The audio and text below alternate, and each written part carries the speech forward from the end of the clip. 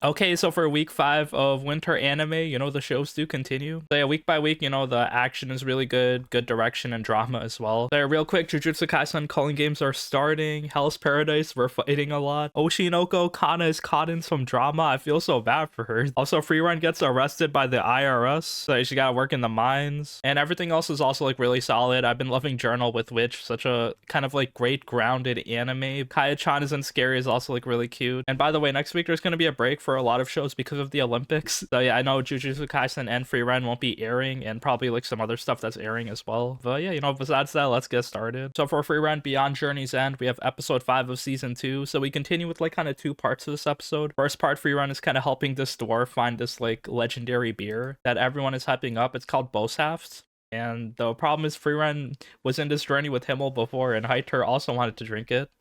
They realized it wasn't worth the effort because the dwarf had to dig like his giant ass tunnel, and only recently did he like kind of finish the tunnel. But there's like a magic seal in here. It's gonna take her like an estimated 3 months to break the magic seal. She says no. She tells us why, because this alcohol is actually low quality. It tastes really bad. This legend is like fake. It's made by another elf that she knows. So yeah, knowing all of this, she wants to leave, doesn't want to waste the 3 months. It's like very interesting. It's like the first time like them, even like Himmel does a lot of side quests. Like they didn't want to like entertain this. But yeah, the dwarf is offering them a lot of gold. So yeah, Fern and Sturk want to also help them. It looks like the city is specialized in like making beer. It's like a chill farming plus magic and gathering episode. And we also get some background on the elf that found the bow shaft. So she made up this fake legend to lure people, and then she kind of felt bad because she spent her whole life looking for it. It was not worth it. So I guess she's just trolling other people. But yeah, the moral of the story is we get to share this cheap liquor with everyone. It's about the memories you have with your friends while drinking the beer. So yeah, the beer could be bad, but as long as they party and celebrate together, it's like a fun situation. So yeah, we end that story there. Like very cute, just like, quick chapter journey there in the village. After that, they keep going north. It's like the biggest city up north. They have like a lot of influence. They're called the Norm Company Estate. They have a giant military, and then they just like offer a lot of like support to the northern villages. They're literally like the supply line. The problem is the supplies are kind of drying up for some reason. Frieren notices this, but it's not really their problem, so they just like kind of enter the city. The problem is as they like kind of enter the reception building, Frieren is wanted. She has like 80 plus years of debt, so I guess their grandson is out here to collect it. And then yeah, it's like hundreds of gold coins. She can't cover it even with her life savings, so she has to get rid of all her stuff as collateral. She's just wearing rags and has to work in the mines. Her journey ends there. It was so funny. And Fern and Sturk want to break her out, so they're trying to. But Frieren, she's just like going with it. She's getting dragged by these huge dudes working at the mines. It's pretty funny. She doesn't really care. But also on her first day, it's such a funny scene. Like all the miners, they have her kind of use her magic in like this insane scene. Like they played the epic Frieren fight music for her just to like summon this like light beam to find ore. So she finds some like rare silver ore, and it looks like she's gonna use the silver to pay off her debt, because we saw earlier that the Norm Company was like struggling since like all the demons are getting stronger. They were losing people in the army. So it's kind of like a mutual thing, Frieren just like helping everybody. At the same time, her debt is forgiven. So yeah, the next day everything is good. Also after that, we have Jujutsu Kaisen The Culling Games episode 7. So the games are starting now. It's pretty hype because yeah, we were waiting for everyone to kind of prepare, like recruit people, get their power-ups, and now yeah, they're actually entering the fight. It looks like it's a battle royal type of environment. There's spawn campers. If you enter, you get separated, and yeah, it's like pretty crazy. So their plan is Yuji and Megumi team up, and then Hikari and Panda team up. So yeah, we get a Yuji and Megumi POV first. It was like directed really well actually. The way they entered the fight, just like instantly got attacked. Yuji fighting off these like airplane haired people. It looked really good. More action is back. It's fun. It wasn't really like a high priority episode either. I saw people like, complaining about the backgrounds. But besides that, everyone was planning. Panda reveals that the principal died. Everyone's sad about it. Some comedy scenes with Hikari there. And then yeah, we see Karara. She's also gonna like hang back. It was also like the sick scene in the beginning where one of Yuji's friends from the occult club, I remember her from the first season. So Kenjaku is like to her, thank you for taking care of my son, because yeah, like he escorted everyone inside these barriers out, since that was like one of the conditions of his barrier. Give people like a one-time chance to leave the Culling games if they spawned in. But yeah, this kind of confirms that yeah, he was Yuji's parent. So yeah, that's interesting. Besides that, Yuji finds someone in the Culling games to like kind of help him. It's some dude from his like hometown. And then yeah, we get Megumi's POV after. So he got separated from Yuji, and then there's this girl with like weird ball hair. I guess she's trying to like convince him to protect her, but then Megumi's like, nah bitch, I'm busy, I gotta find Higuruma, don't waste my time. So yeah, both of them are kind of luring them to Higuruma. The thing is, they tell them a different location that they're going to. So Remy, the girl, is taking him to Shinjuku, and then Yuji's friend Amai is taking him to Ikebukuro. So yeah, it was like also directed like pretty well, where it's like kind of like a scary moment.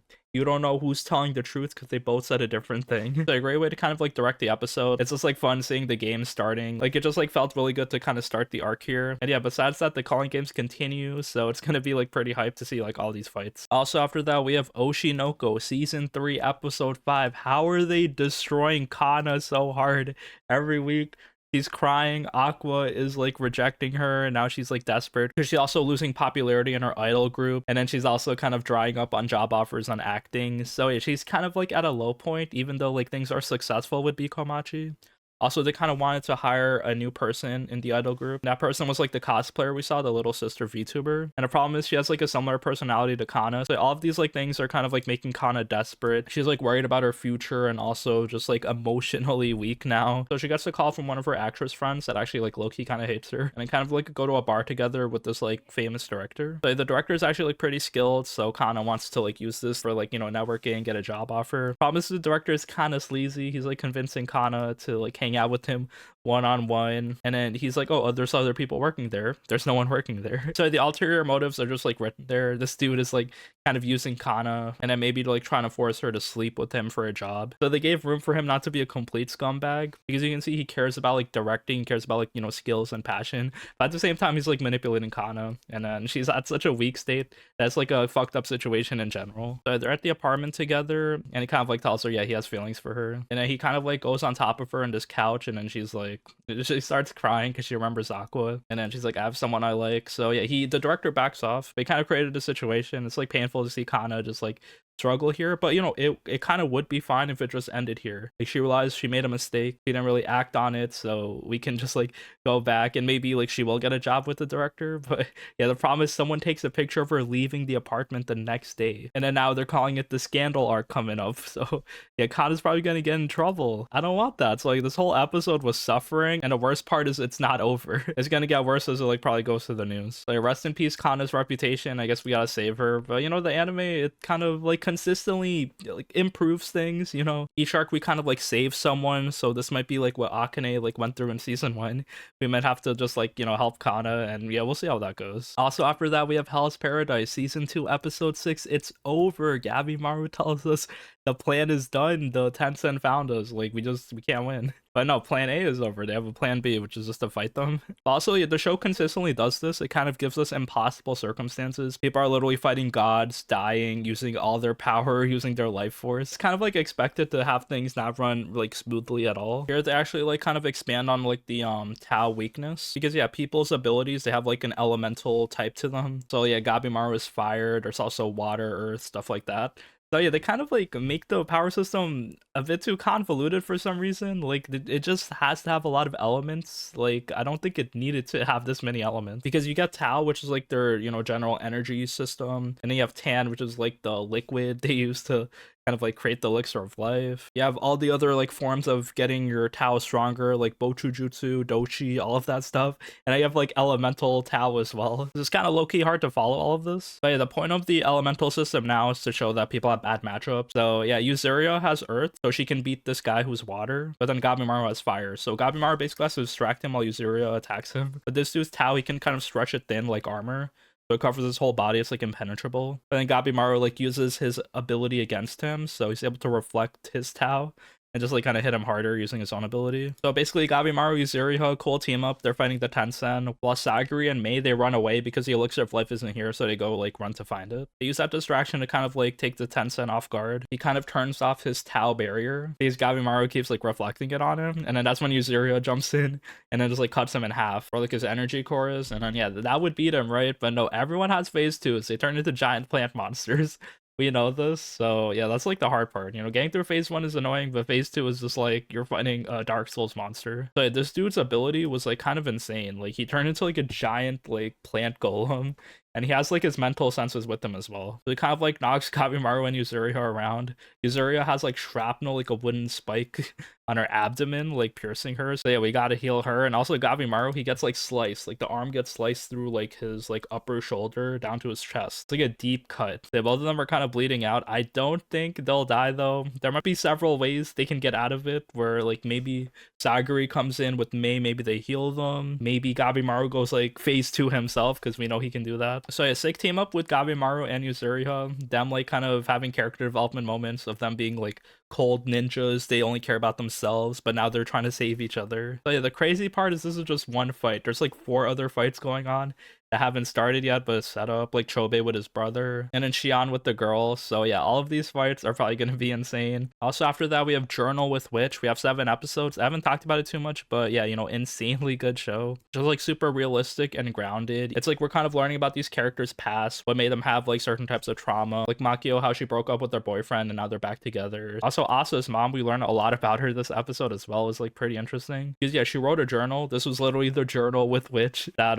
they're talking about. But yeah, it was like her kind of feelings about being a mom, her life. And she wanted to share it with Asa when Asa turns 20, but the thing is she died. So Makio has the journal, she read it, and she's like guilty. Should I show it to Asa now? The problem is Asa overhears the existence of the journal. So now Asa actually reads the journal, and it shatters her whole belief on her mom. She's basically kind of empty because I guess she never like really amounted to much. Like her life, she wasn't really proud of it. And she kind of wanted to reflect her desires onto Asa. So she seemed like a good mother on paper, but then also, yeah, she had this trauma with her, like kind of maybe putting pressure, unrealistic expectations on her kids. And also, yeah, she wasn't married to her husband, so yeah, I guess they had like a bad family life there. Yeah, basically interesting dynamic. Asa reads her journal. It was like pretty sad and painful, seeing how the mom kind of actually like hated how her life turned out. At the same time, it looked like she did love her child, but then Asa sees this and she's like, did she actually love me? Because she might have been like pressured to do things just because it's normal. We see like, you know, being normal is like a huge theme in this anime, where like a lot of people, they have some type of mental or social issues that like kind of make them different. So basically interesting like introspective episode where we're just like learning about these characters, and then, you know, Asa has to deal with that. So yeah, we'll kind of see how the story continues, but yeah, very compelling so far. Also after that, we have Fate Strange Fake episode 7. Insane episode. So we see a berserker summon here. It's like the second berserker, but basically this new berserker is like this like Reggie Steel looking like metal golem. I don't know who this historical figure is, but yeah, it's summoned by this girl. It looks like she's teaming up with this Einsburn girl as well, who has like Ren Tosaka's voice actor. But basically like an insane fight. They're fighting with Alcides' master, and then they're in like this giant factory, so they're just like destroying the factory. It was like some type of dramatic story moments, I guess, where the girl who controlled berserker, she had to realize, is she really a mage? Does she want to kill people? And then the Einsburn girl like kind of helping her. But then another caster shows up. So this is Francesca, the kind of like jester girl, and he puts everyone into like this like genjutsu. So he stops the fight there because it got interesting and doesn't want other people to interfere. So that's going on. After that, we see the Watcher, so Sigma.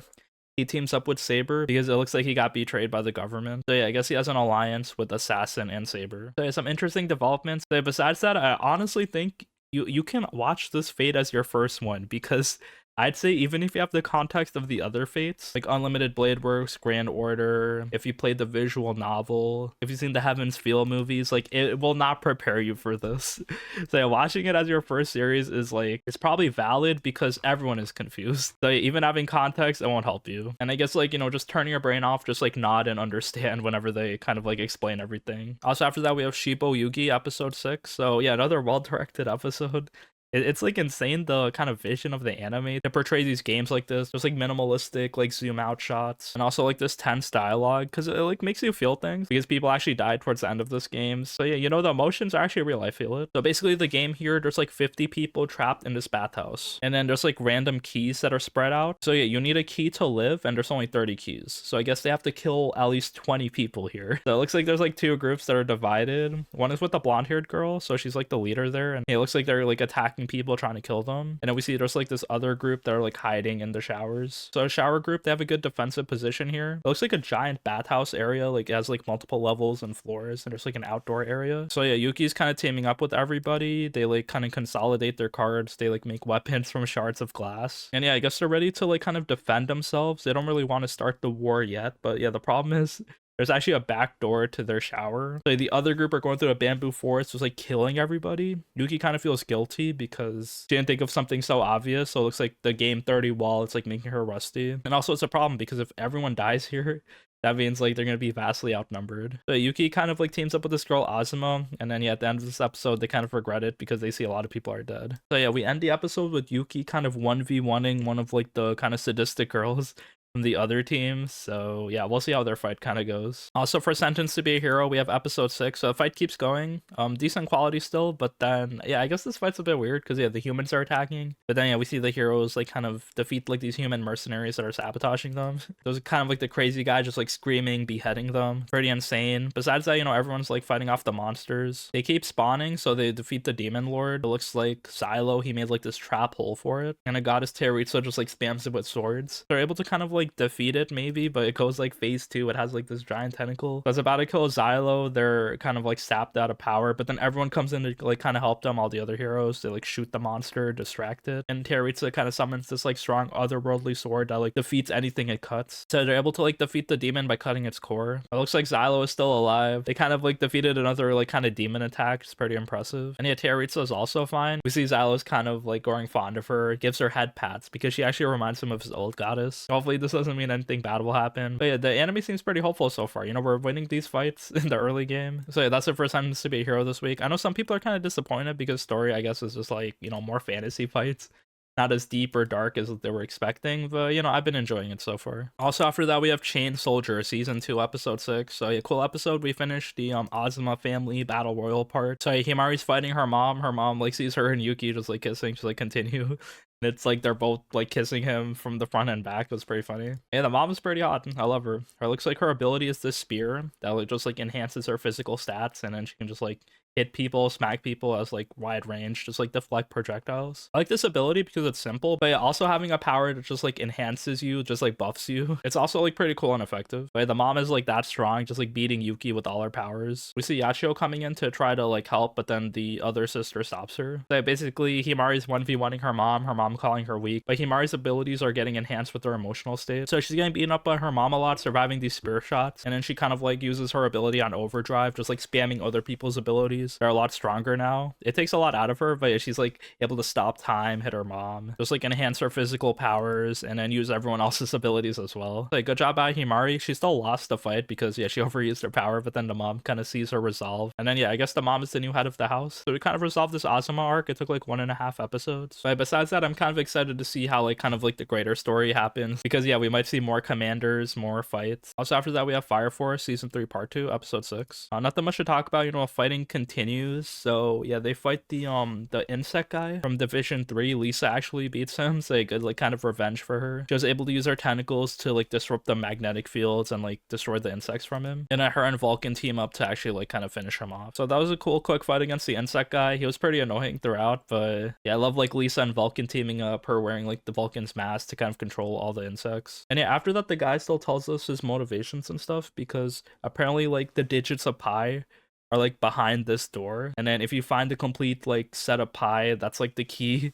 They kind of like this unlocking the Amaterasu and like destroying the world. But yeah, they defeat Giovanni, the insect guy, but then he has one of the insects possessing you. They use the little kid. I'm kind of like shocked because yeah, we gotta save him or else he'll turn into an infernal. But it looks like he's being controlled by Giovanni, and he unlocks the Amaterasu. We get lore with Vulcan's ancestors who like kind of knew the history of the Amaterasu and locked it. Also finally, we have Kaya-chan isn't cute. Another great episode. Love this horror show. The story's kind of heating up. He hangs out with Mop, kind of saves him in the mall, and also our teacher's kind of teaching her about empathy, understanding how other people feel, because Kaya's not scared of ghosts, but then her friend, like, she's afraid of the dark, and Kaya keeps like bringing her into places. So yeah, the teacher kind of like tells Kaya to acknowledge how other people feel. They're both crying, her and this little girl, as they like went on this like ghost adventure. And yeah, I like how they show like the kindergarten learning process, because Kaya, she's super strong, but at the same time she's also learning how to like understand people as well. So it's kind of like a two-way street, you know, both sides I guess need to like understand each other. Also after that, we see Kaya's extended family. Her aunt is here. I liked how Kaya called her like Aunt Banana. But basically she sees that, you know, Kaya is fine, she's not a monster, but it looks like there's like a monster possessing her. It looks like the grandmother that they saw, Kai's grandmother, she got mind broken now. It's kind of crazy because she was like this strong shaman and now like she's just like bedridden, brain dead. So it looks like they're hinting that Kaya's mom died after giving birth to Kaya. So yeah, a lot of questions. I really need to see this anime continue. Like if it finishes, I'm gonna read the manga because I do like the story, the cute vibes of the characters. And also, yeah, the horror moments are also like pretty scary. And that's it for most of the shows this week. You know, stuff continues. There's some isekais going on. I've been watching Trigun Stargaze like slowly. It's like okay so far. I've been liking Scum of the Brave. My Hero Vigilantes continues, getting some fan service backstories with some other characters. We see Midnight's like kind of old hero outfit, which was like pretty crazy. So yeah, that's it. I'll see you next week maybe as more episodes continue. But yeah, we have the break week.